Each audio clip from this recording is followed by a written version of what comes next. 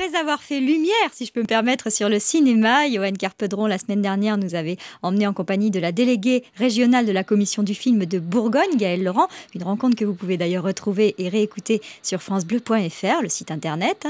On reste aujourd'hui dans le genre cinématographique avec Johan Carpedron, d'une certaine manière, avec ce polar et sa rencontre de Jacques Saussé pour son roman sorti récemment, L'enfant aux yeux d'émeraude, un très beau polar à dévorer cet été.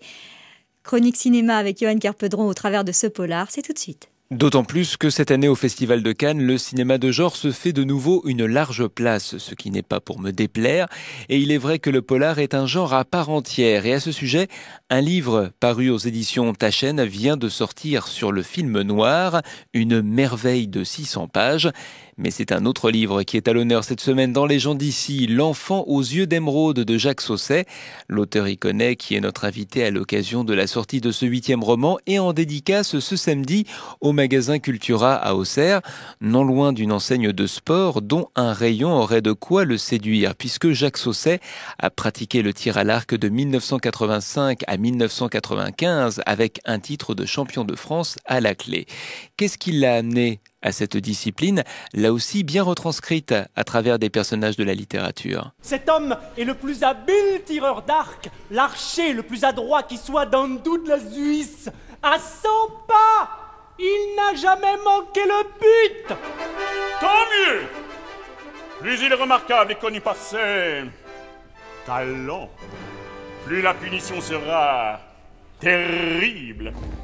Je suis tombé sur un livre qui traitait de chasse à l'arc. J'ai tout de suite été passionné par ce sujet. Moi qui étais complètement anti-chasse avant, donc c'est quelque chose qui m'est tombé complètement en travers de mon parcours. Et puis je me suis dit, pour chasser à l'arc, il faut d'abord savoir tirer à l'arc, hein, ça paraît évident. Donc je me suis inscrit dans un club et je me suis piqué au jeu en fait de la compétition. Je me suis rendu compte que j'étais assez fait pour ça marchait pas mal. Et puis petit à petit, de compétition en compétition, j'ai commencé à en gagner, puis un petit peu plus. Et puis je me suis dit, après tout, pourquoi pas briguer un championnat départemental que j'ai fini par gagner, championnat d'Île-de-France que j'ai gagné aussi. Et donc le but après c'était championnat de France. Et donc quand j'étais champion de France en 1995, j'ai décidé que maintenant je pouvais aller à la chasse. Oh, parfait dans le mille. C'est très facile, ce sont des flèches dressées, aller droit au but. C'est moi qui gagnerai cette flèche d'or et ensuite je m'irai présenter devant la très noble belle Marie. Écoute, sécateur à pattes, si tu tires seulement moitié aussi bien que tu crois, tu es meilleur que Robin des Bois. Robin des Bois, monsieur votre honneur. Oh, oui, je suis fort habile à l'arc, mais pas autant que lui. La compétition de tir à l'arc, c'est une compétition bien évidemment avec les autres, puisqu'il s'agit d'arriver premier comme dans toute compétition, mais c'est aussi principalement une compétition avec soi-même. C'est la maîtrise des nerfs, la maîtrise du corps, la maîtrise du matériel. Et quand tout arrive en parfaite conjonction, c'est comme quand on écrit un chapitre où tout roule tout seul, c'est merveilleux, on sait que la flèche va arriver dans le centre avant même de quitter son arc. Et ça, c'est un moment que je souhaite à tout le monde. Justement, j'allais vous poser la question, quel parallèle est-ce que vous pourriez faire entre le tir à l'arc et l'écriture ? On est seul avec sa cible, parce que l'écriture, contrairement à la peinture ou la musique, on n'a pas besoin de spécialement beaucoup de matériel, de temps et puis de s'investir à fond, quoi. Et c'est la façon dont on va plonger dans ce projet, en fait, de la même manière qu'on rentre dans la façon d'aborder une cible sur un parcours. On ne connaît pas la distance, il peut pleuvoir, il peut tomber de la neige, on peut avoir n'importe quelle condition et il faut arriver à faire abstraction de toutes les difficultés pour bien visualiser son but et y arriver, quoi. Vous pratiquez aussi la photo animalière. Oui. Là aussi, on peut parler de précision, de patience et à proprement parler d'objectif. Voilà, exactement. De la photographie animalière, c'est quelque chose qui me rappelle le tir à l'arc, puisque c'est de la chasse aussi, quelque part. Le but, c'est d'arriver à entrer dans l'espace vital de l'animal, s'approcher de lui et ramener un bon cliché, quoi.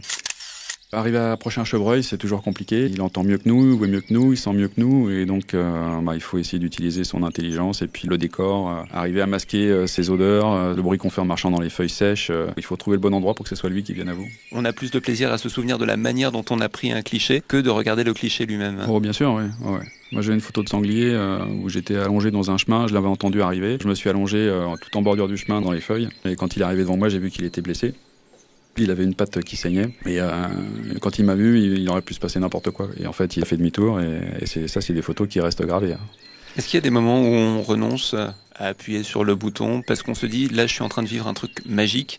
Ça m'est pas arrivé à la photo, non. Mais en revanche, ça m'est arrivé avec mon arc. Je me suis retrouvé face à un animal et j'ai jamais pu lâcher ma flèche, quoi.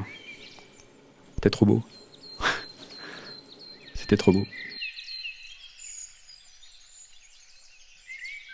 Un très beau témoignage et merci à Johan Carpedron de nous offrir ainsi toute la semaine sa rencontre avec Jacques Saussé, l'auteur de L'enfant aux yeux d'émeraude, un polar époustouflant. Cet auteur réside dans Lyon et il nous invite au frisson autant qu'à l'évasion dans ce roman, un roman noir que vous pouvez gagner tout de suite, dès à présent, dans cette année-là, en composant le 03 86 52 23 23. C'est simple, pour le remporter, il suffit d'être le premier à nous appeler. Rendez-vous tout à l'heure si vous remportez ce roman.